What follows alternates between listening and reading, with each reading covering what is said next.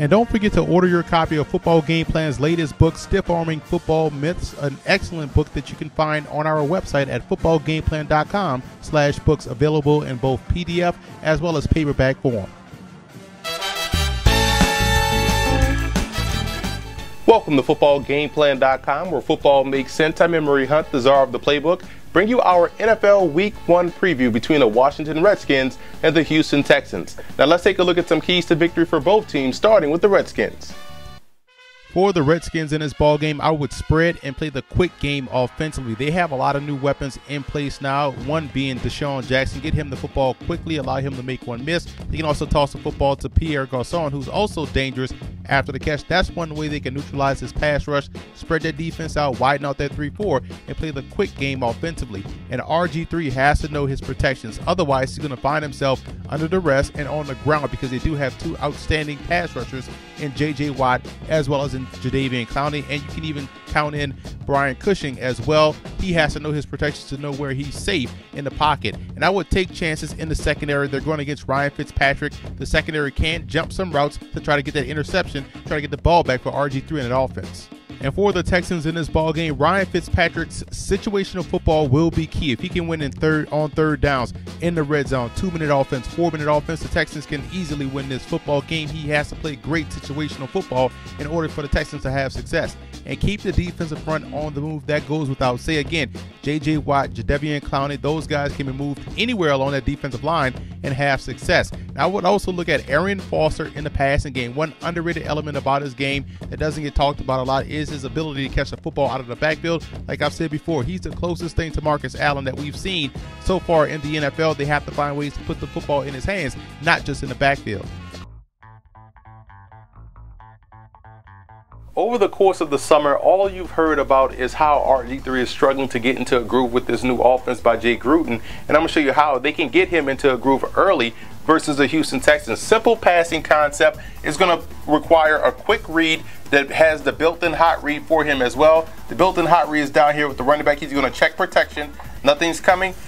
He's free to release. So that's your built-in hot read right there. Now you're going to have your receiver in the slot run that skinny post. Now, depending on the coverage he sees, he's going to run to the post or he's going to take it up down the seam. And your other built-in quick read, your actually your first read, is a receiver running a short in route. Boom. So now you have a situation where if there's a defender here, he has to make a choice. Either he's going to buzz underneath the short in or jump the flare route by the tailback. And on the backside, you have two curls.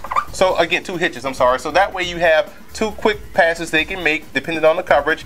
Here you have the potential for a big play with the receiver going down the middle or going to the post. And you also have the short in route by the wide receiver. So that's one way they can get RG3 into a groove. The short, quick passes allow him to get into that rhythm. And I think once you'll see that, you'll start to see these guys take more shots deep down the field. And I have no problems with RG3 as a quarterback. He's accurate, he's decisive, and now he's 2 years removed from that knee injury. So you should see a much better quarterback this time around. This week, defensively for the Houston Texans, is all about stopping the running game and that counter play for the Washington Redskins. I'm going to show you how they can do so and what they have to do in order to be successful versus the run. Right here, you know the Washington Redskins will try to spread the field and run the power or the counter weak side. And we're going to show you how they're going to do that. And what they're trying to do up front, they're trying to double team the nose with the center and the guard. And they're going to try to pull the backside tackle and guard and lead up on the backer and the 5 technique here. So we're going to have the tackle. He's going to try to work and get this block up here versus this linebacker who's going to scrape.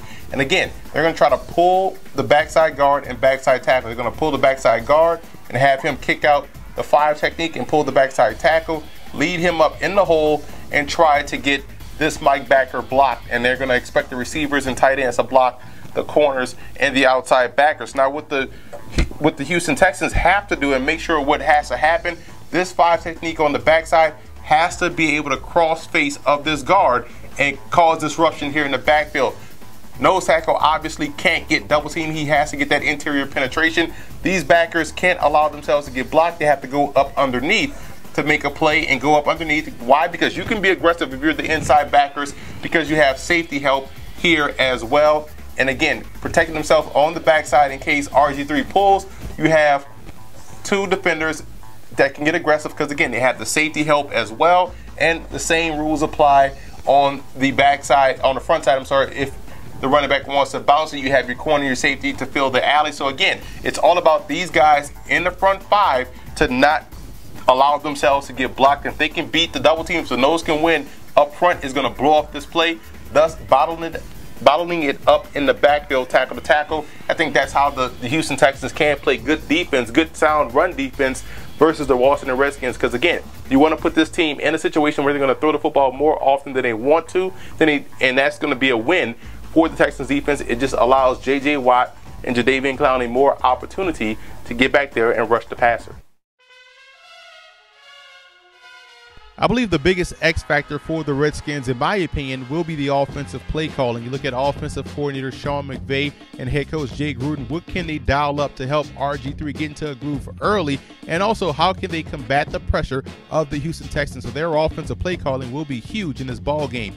And for the Texans, you look at their defensive line. I can go on and on about how great J.J. Watt is as a football player, but I know he can have an immediate impact, like I've said before. Him and Jadeveon Clowney with that potential, they can be moved anywhere along that defensive front, and allows defensive coordinator Romeo Crennel the flexibility to get creative in his pressure packages. So I think this defensive line for the Texans will play a huge role in the outcome of. I like the Redskins in this ball game. I think what we saw in the preseason from RG3 was the aberration. What we saw the first 2 years as far as him throwing the football with accuracy is what you'll see this game versus the Houston Texans. I think they'll be able to keep him protected enough in the pocket to where he can find those targets down the field. And on the defensive side, I think they will do a great job in applying pressure on Ryan Fitzpatrick. And yes, Andre Johnson will get his throughout the course of the game, but I think overall that Redskins defense will do a great job in slowing down Arian Foster and keeping Andre Johnson out of the end zone.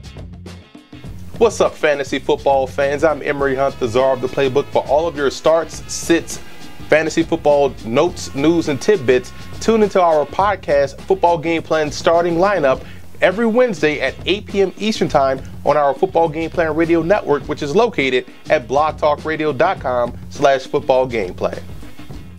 And don't forget to check out Football Game Plan's NFL Wraparound live every Sunday at 9 a.m. Eastern Time at blogtalkradio.com/footballgameplan, where we give you all of our late-minute and last-minute notes, news, and tidbits and thoughts on each and every game on the NFL schedule. And I also want to give a huge shout-out to Redskin fan forums and Texans fan forums for always showing Football Game Plan support.